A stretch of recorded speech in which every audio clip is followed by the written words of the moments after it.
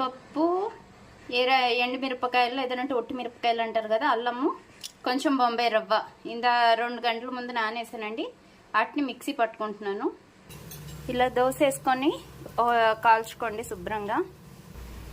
ఇలా కదిలించిన తర్వాత ఇది సైడ్కి తీసుకొని ఇంకో దోశ వేసుకుందాం.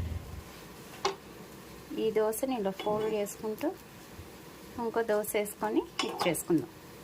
ముందు దోశకి అటాచ్డ్గా ఇలా ఇంకో దోశ పోసుకొని ఉల్లిపాయలు వేసుకున్నానండి. ఇది శుభ్రంగా కాలిన తర్వాత దీన్ని మడత పెట్టుకుంటాను. ఇలా ఇంకొంచెం పరుచుకున్నానండి. నూనె వేసుకుంటున్నాను.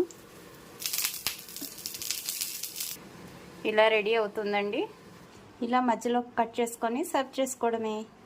కెచప్తో తింటే చాలా బాగుంటుందండి. ఇది కందిపప్పు, మినప్పప్పు, బొంబాయి రవ్వ వేసిన హెల్దీ దోశలు.